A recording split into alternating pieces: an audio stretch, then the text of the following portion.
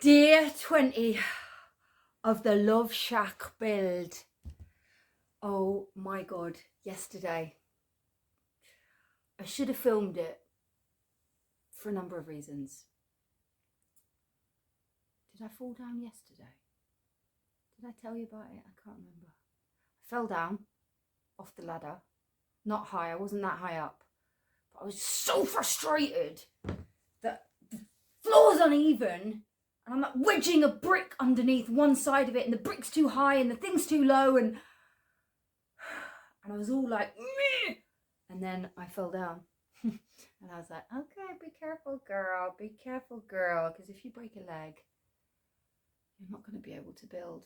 Anyway, did I tell you that I was quite scared that this person was coming round, this energy assessor person, and I was like, oh, are they going to be like a bit, an assessor? I was like, sorry, judgment judgeston. I was like, they're going to be a bit jobsworthy, aren't they? Because they're like, I'm just going to assess things.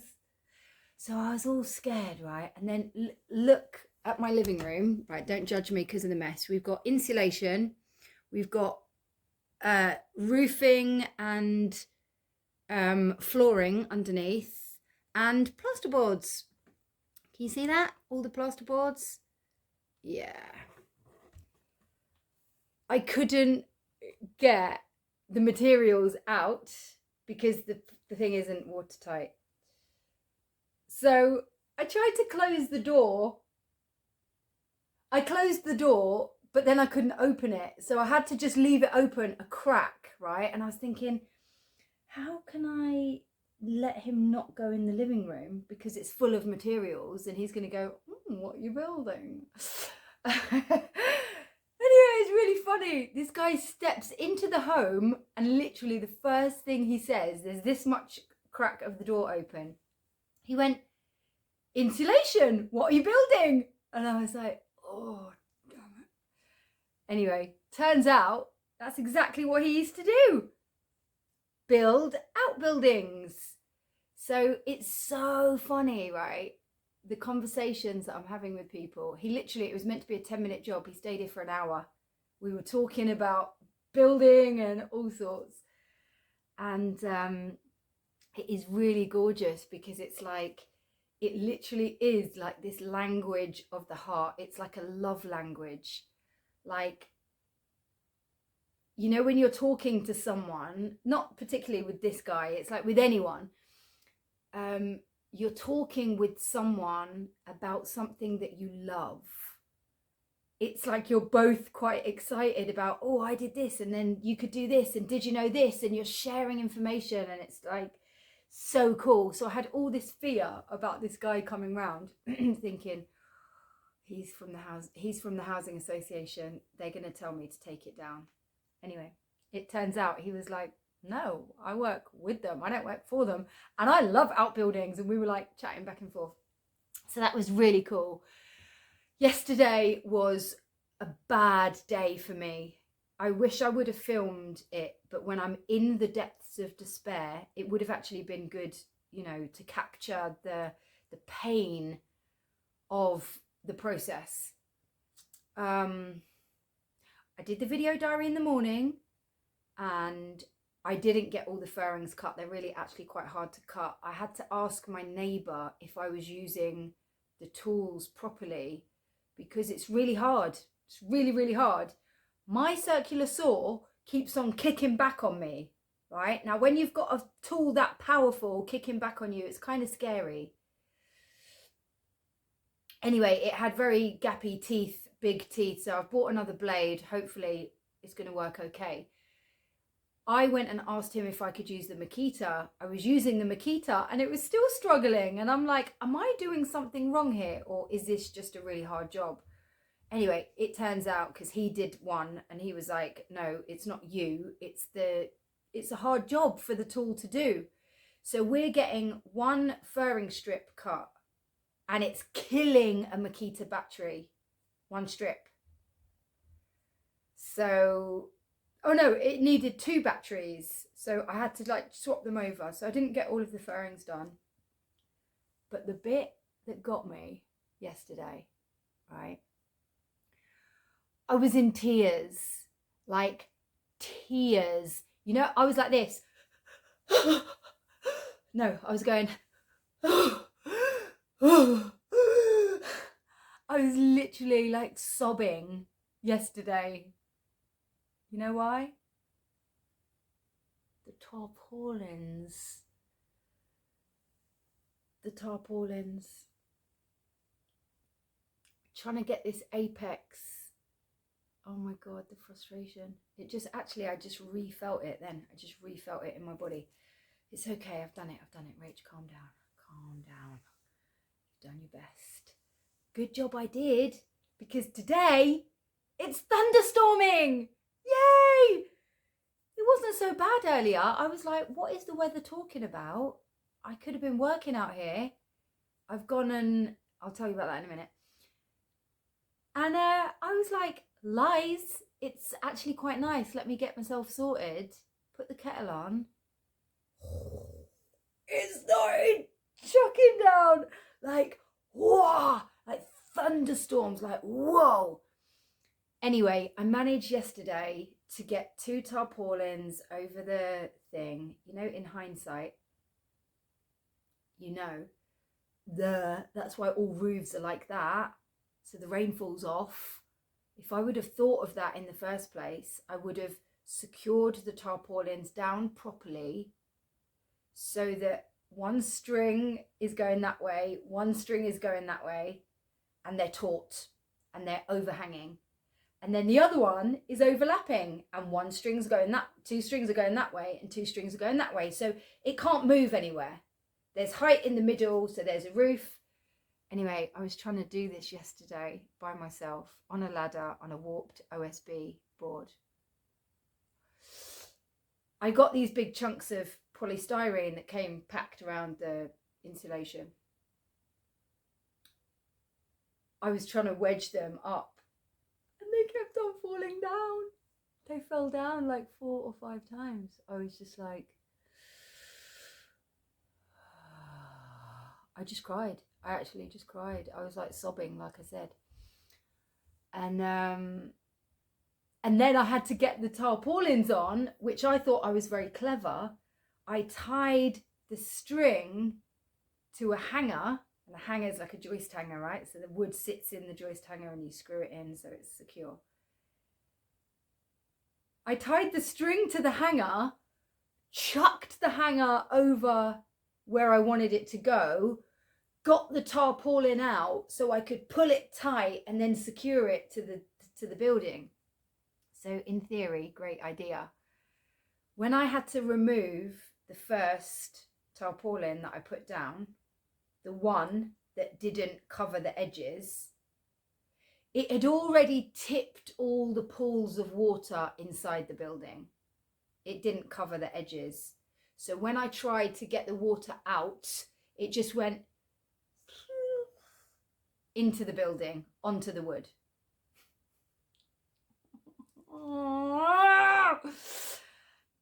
So then I'm chucking the string over and the hanger's like not going over, or the string's getting tied around my finger. I've cut my finger, right? See, like, oh, I need to show you that.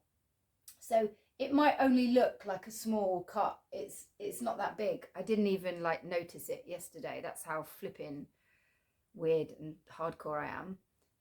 But today it's like kind of sore. And then I had another little injury today putting something up. I held the screwdriver like a twat, and the angle of it just kind of like screwed my thumb a little bit. And it was like, oh, it started bleeding underneath my nail. And I was just like, I am quite tough, but you know, these little injuries, they hinder you doing the work. Do you know what I mean? Like if that gets wet and soft now, it'll open up again and like, yeah. So this is why, oh, and that was the other annoying thing. So yesterday I had a tidy up of the area, right? I've got no floor, so I'm balancing on joists as I walk round. I've got to make sure I get my footing right, bearing in mind I'm on a ladder on a warped piece of OSB. I've got 3 pieces of board in there, one that fits the ladder and 2 other smaller pieces which fit my tools. So it's precarious. You've got to be careful. So I started tidying up and I started stacking all of my offcuts and my noggins and my packers and whatever. And then when I got the original tarpaulin down, obviously the water landed exactly where I didn't want it to land. I was just like, okay, thanks for that. Thanks. Anyway. And it's made me realize, you know, this is why when you're on site, you have to have a clean and tidy work surface to work on, because if you injure yourself, it just prolongs the job. It just makes it harder for you. And you know, and it's common sense, isn't it? But you don't really know it. I'm just like, get the job done. Meh, throw that over there. Meh, throw that over there. No, Rach, tidy it up. I can't find my stapler, my brand new stapler that I've just bought. And I've lost my bloody square, which is a real problem because I need that to make things straight. So yesterday, and then I was torn against the time because the day yesterday, oh God, I'm at 11 minutes. The day yesterday was actually really lovely compared to the day before. It was like sunny, it was calm, there was no wind, and I was like, lovely work conditions. I was like, yay, great. I felt calm. That tarpaulin, mate, oh my God. And I was like running against the time because I thought, do I waste my time putting the double tarpaulin up with the apex that keeps on falling down? Or do I spend my time cutting my furrings? If I cut all of my furrings, I'm going to have to move the tarpaulin because I can't screw them down over the tarpaulin. But if it rains and I don't have the tarpaulin up, I'm just going to be stressed about the rain. So it was a real catch-22. What do I do? Anyway, I decided to focus on the tarpaulin, which was the right thing because it chucked it down. And then once I'd done that, I started cutting some furrings. But by that time, I was really, really defeated. I was really deflated. I was so sad. I was like really like, I felt really timid, not timid, but like just really sad, really deflated, just like drop me out, honestly, drop me out. Again, my pride, if I would have had another person, even just doing the tarpaulin, I'll chuck you that, you pull that, screw that down, get that down, screw that down. It would have been a 10-minute job, 20 minutes maybe. Because I was doing it by myself. It took so long. The string kept on going flying. My tool belt kept on getting hooked on things and pulling me back. All of my screws went ping out of the toolbox, out of the tool belt. There was a big bucket of water there. I was like, oh my God, thank God it didn't go in the water because that would have just really pissed me right off. Anyway, today is a different day. It's a new day. I haven't done anything out there. That's what I wanted to tell you. I went to give blood today and they told me I couldn't. My hemoglobin and iron levels are too low. She said to me, have you been doing anything strenuous? I went, babe, I'm building a love shack. I was like, check that out.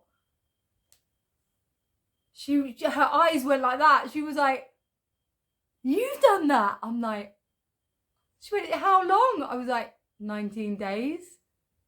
She was just like, that's why your iron is low.